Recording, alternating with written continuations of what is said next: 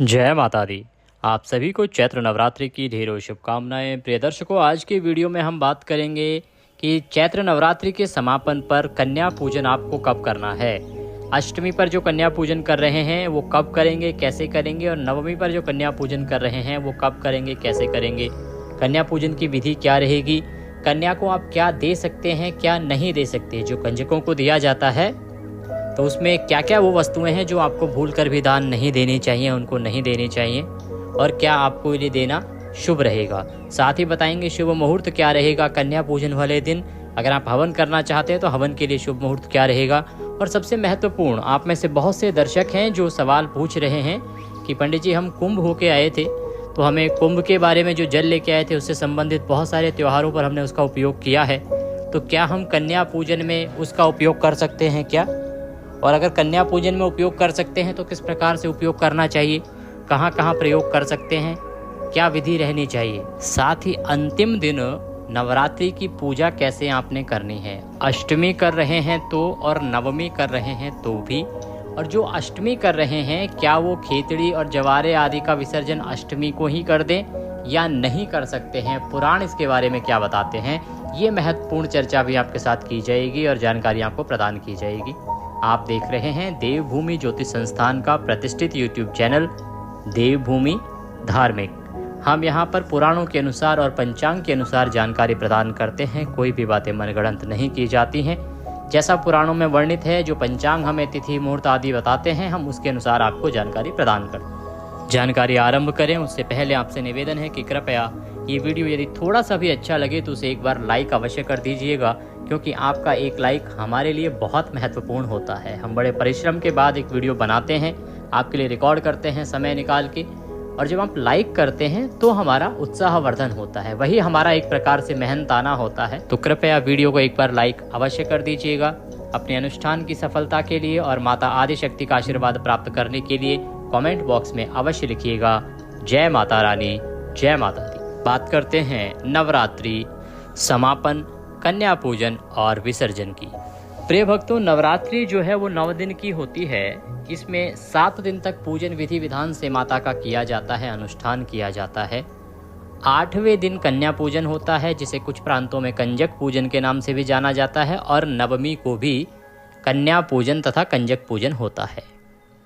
इस वर्ष क्योंकि एक नवरात्रि घट गई है, इसीलिए कुल जो नवरात्रि हैं वो 9 की जगह 8 रह गई हैं।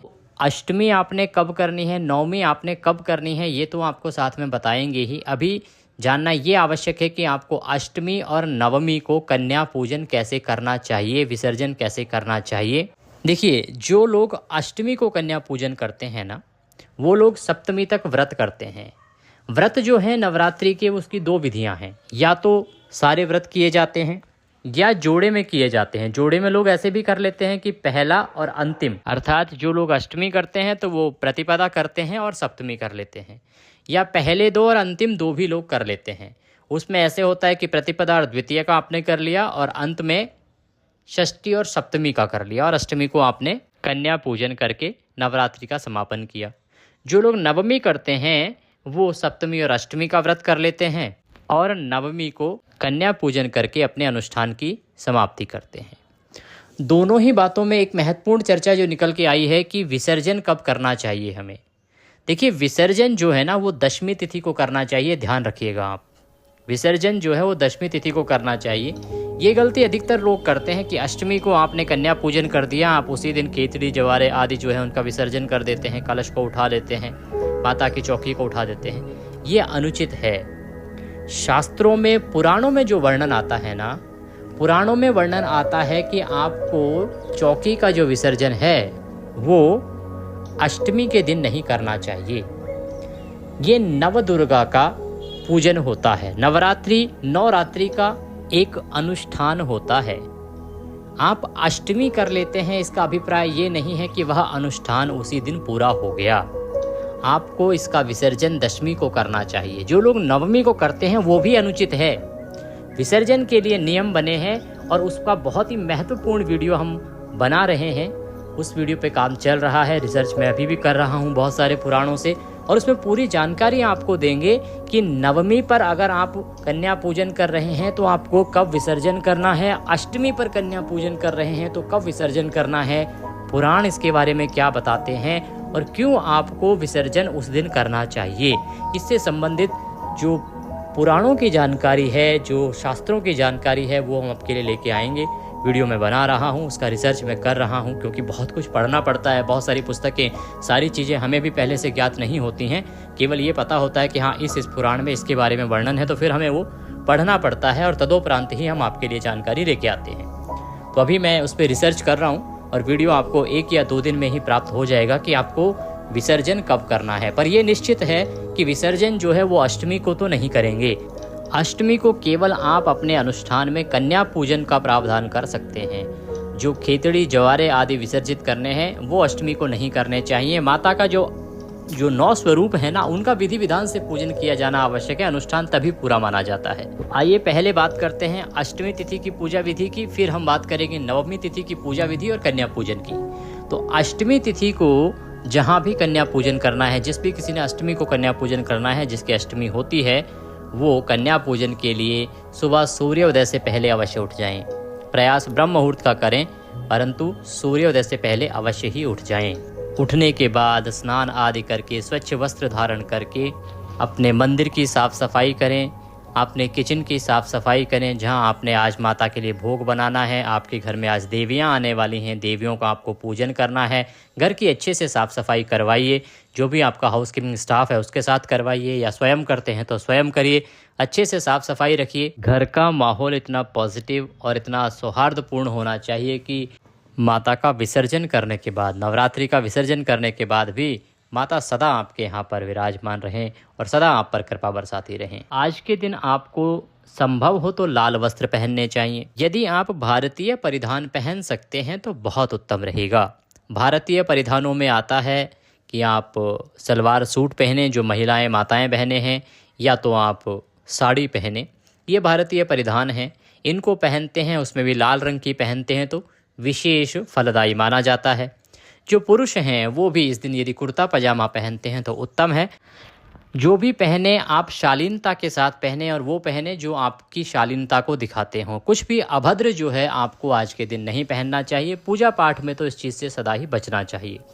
मंदिर की साफ़ सफाई करने के बाद आपने जो चौकी लगा रखी है, जवारे बो रखे हैं, कलश आदि स्थापना कर रखी है, वहाँ से जो पुरानी पूजा का सामान है उसको हटा दीजिए। जो पूजा की मालाएं चढ़ी हुई हैं या जो भी कल की पूजा की सामग्री है उसको हटा दीजिएगा। जो आप सप्तमी को पूजन करेंगे वो सारा हटा दीजिएगा। अभी हम पहले विधि विधान से माता का पूजन करेंगे। पूजन के बाद पूजन का जो अंतिम दिन होता है ना, उस दिन पुष्पांजलि की जाती है, तो वह पुष्पांजलि की जाएगी और उसके बाद ही आपका जो अनुष्ठान है ये पूर्ण होगा। तो सामग्री नोट कर लीजिए। वैसे तो आप प्रतिदिन पूजन कर रहे हैं, सामग्री आपके पास होगी ही, फिर भी एक बार फिर पुनः बता देते हैं आपको कि आपको क्या सामग्री चाहिएगी। सामग्री में आपको चाहिए रौली, मौली, पान, सुपारी, लौंग, इलायची, धूप, दीप, नैवेद्य, पुष्प, खुले पुष्प और पुष्पों की माला। अगर गुलाब का फूल मिलता है तो बहुत उत्तम है, माता को गुलाब अति प्रिय है। इत्र, तांबे का लोटा आपने पूजा में रखा होगा, उसको अच्छे से मांज लीजिए, उसमें गंगा जल भरिए, उसके बाद शुद्ध जल भर लीजिए। ये सारी सामग्री आपने एकत्र करनी है। एकत्र करके आपके पूजा स्थल पर आसन लगा के बैठ जाएं। यहाँ पर सवाल आता है कि कंजकों को जो भोजन कराना है, हलवा पूड़ी आदि बनाने हैं, तो वो पहले ही बना के रखने हैं क्या पूजा से?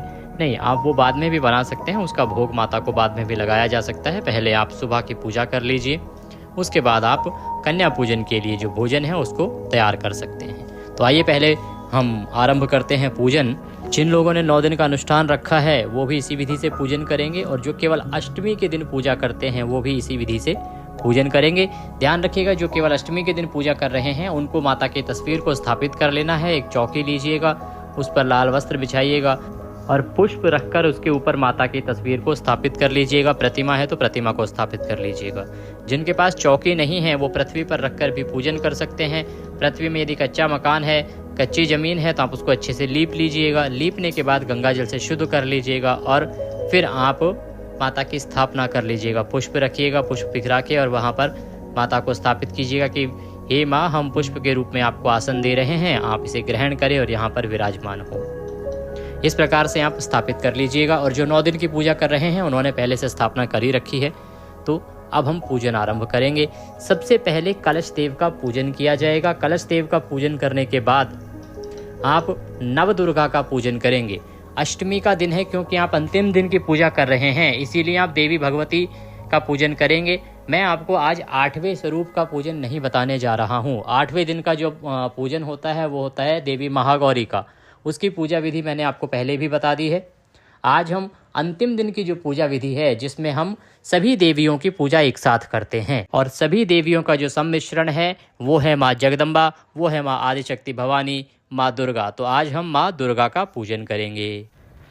माता की स्थापना हो चुकी है। अपने हाथों को धो लीजिए। पहले हाथ धो लीजिए। हाथ धोने के लिए जो लोटे में जल भरा है, जिसमें आपने पहले गंगा जल भरा होगा, फिर शुद्ध जल भरा होगा, उसमें एक पुष्प डालिए और एक आचमनी, जल आचमनी कराने की छोटी चम्मच होती है ना, वो भी इसमें डालिए। तो सबसे पहले अपने हाथ पर एक चम्मच जल लीजिए, हाथ धो लीजिए। हस्तो प्रक्षालनम।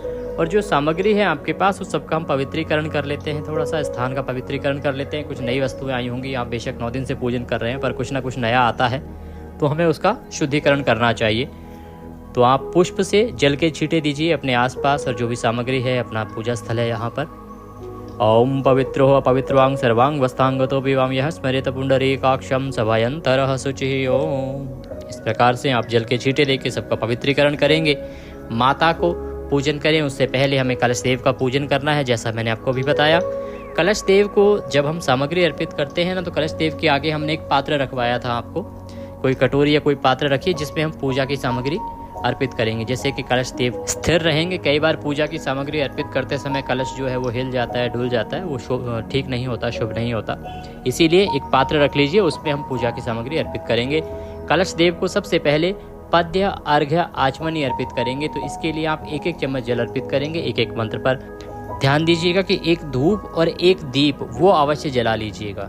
एक धूप जला लीजिए और एक दीप जला लीजिए। घी का दिया जला लीजिए। आपने अखंड ज्योत जला रखी है, फिर भी एक घी का दिया आपको अलग जलाना है, क्योंकि ये पूजा के लिए हमें विशेष रूप से प्रयोग करना होता है। तो घी का दिया जला लीजिए और धूप जला लीजिए। आइए हम कलश देव का पूजन आरंभ करते हैं। सबसे पहले एक चम्मच जल अर्पित करेंगे एक एक मंत्र पर। ओम भूर्भुवः श्री कलश देवाय नमो नमः। पद्यम समर्पयामि। पद्य के रूप में जल अर्पित कर दीजिए। ओम भूर्भुवः श्री कलश देवाय नमो नमः। अर्घ्यम समर्पयामि। अर्घ्य के रूप में एक चम्मच जल अर्पित कर दीजिए।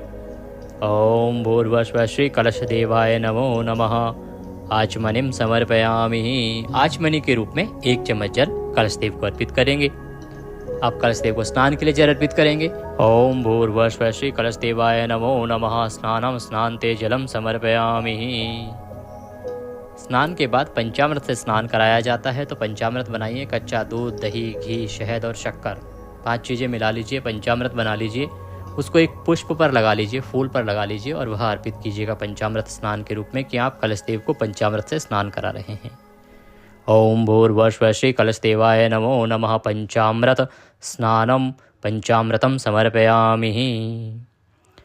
अब पुनः शुद्ध जल से स्नान कराएंगे। तो पुनः शुद्ध जल अर्पित कीजिएगा। ओम भूर्भुवः श्री कलश देवाय नमो नमः। शुद्धोदक स्नानम जलम समर्पयामि।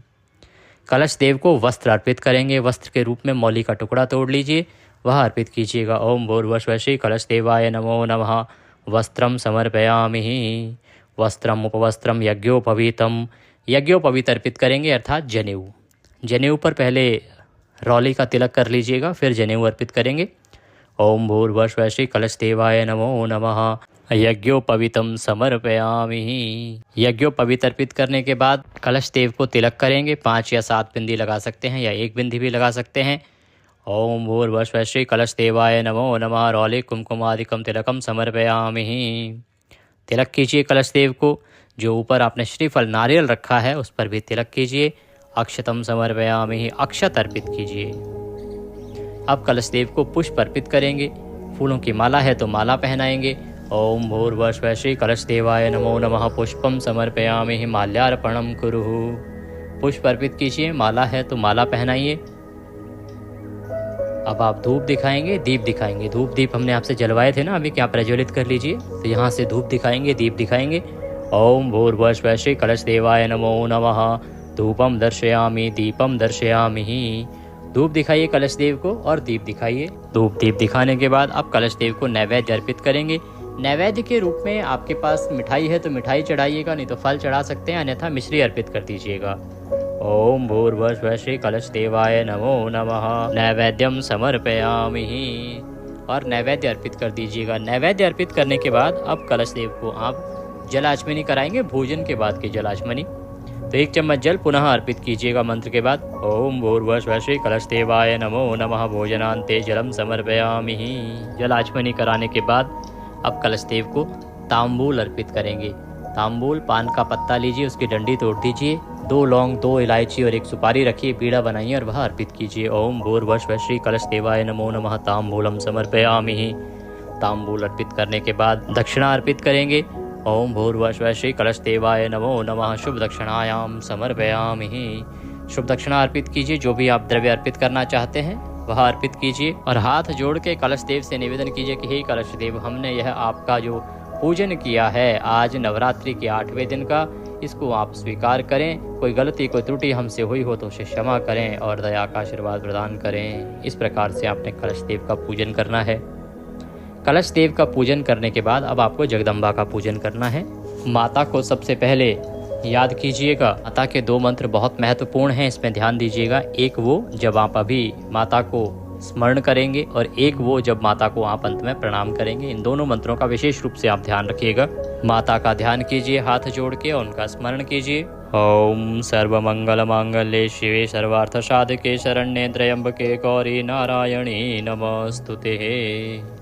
या देवी सर्वभूतेषु मा जगदम्बा रूपेण संस्थितः नमस्तस्यै नमस्तस्यै नमस्तस्यै नमो नमः।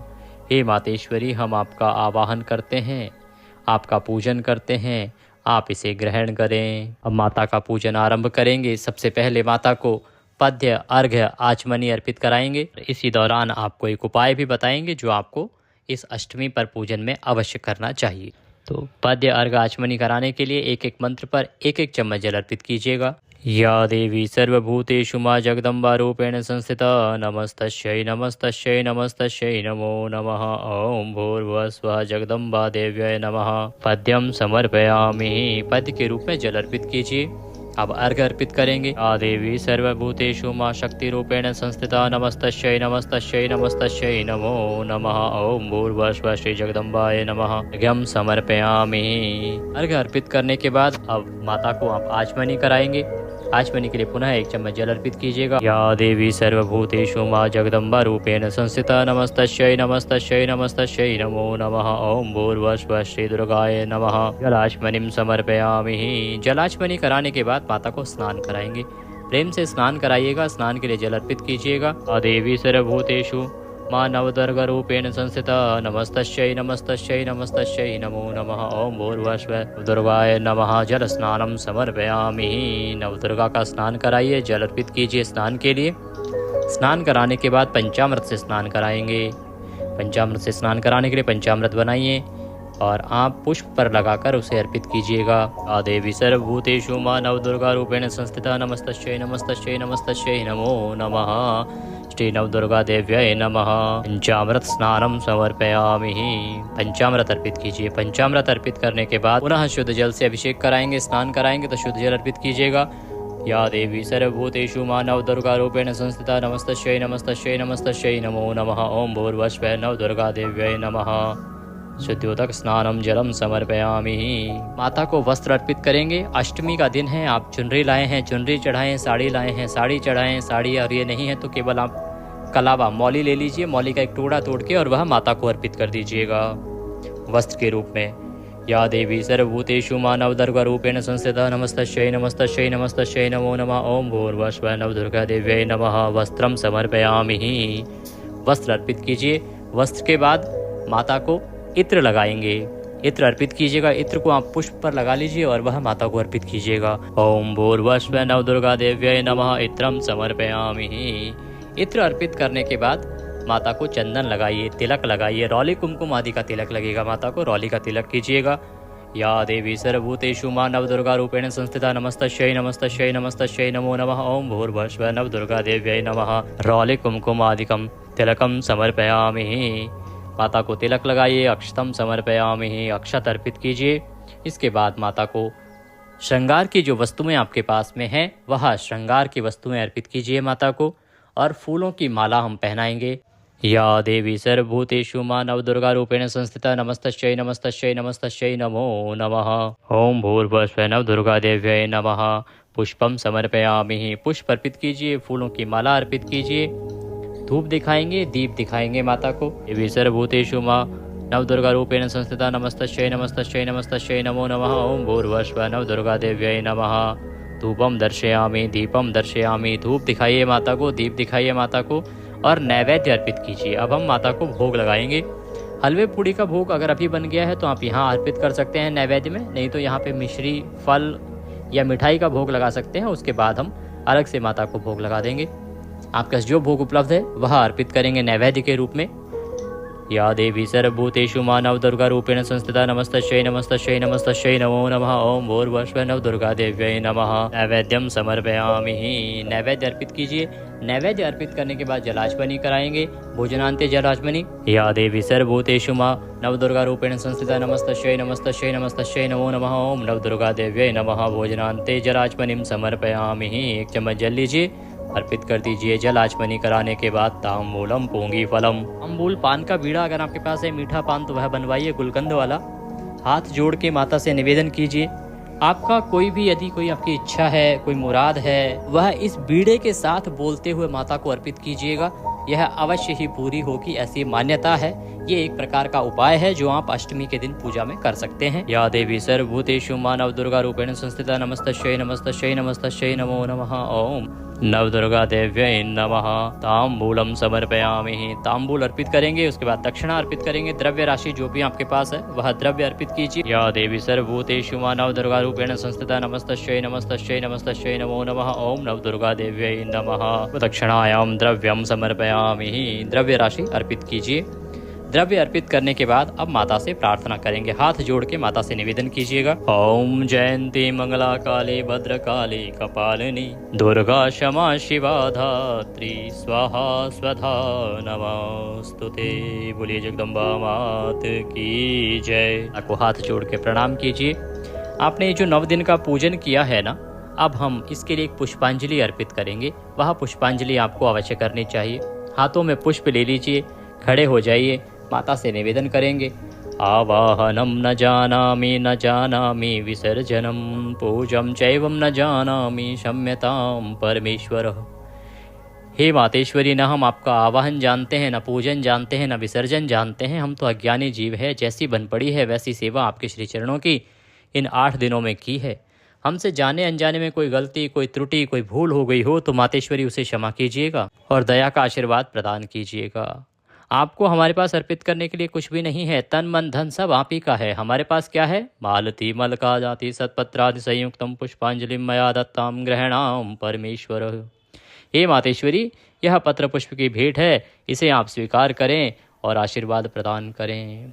वह पत्र पुष्प माता के चरणों में अर्पित कर दीजिए। खड़े खड़े 5 परिक्रमा कर लीजिए और उसके बाद दंडवत प्रणाम कीजिए।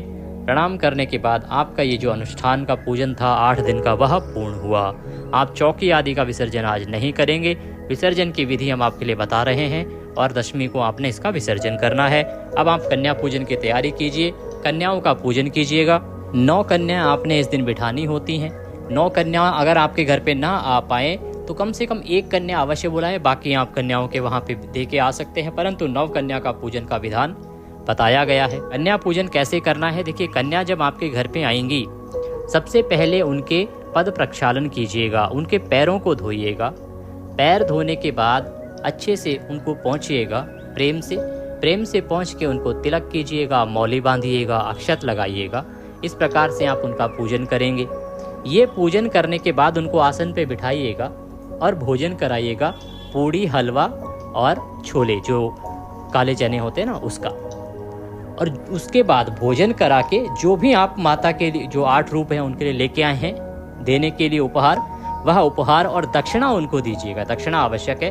दक्षिणा देने के बाद उनके पैर छूइएगा, आशीर्वाद लीजिएगा सभी से। इसमें शर्माना नहीं है, सभी से आशीर्वाद लीजिएगा और उसके बाद उन्हें प्रेम से विदा कीजिएगा, बाहर तक विदा कीजिएगा, इस भाव के साथ कि हे मातेश्वरी, हमने आपका 8 दिन तक पूजन किया है, अब आप बाकी जन कल्याण के लिए बाहर जा रही हैं, पर सदा हम पर कृपा करें और अगले वर्ष जब हम पुनः आपको बुलाएं तो फिर से आप यहाँ पधारें। प्रकार से आपने कन्या पूजन करना है।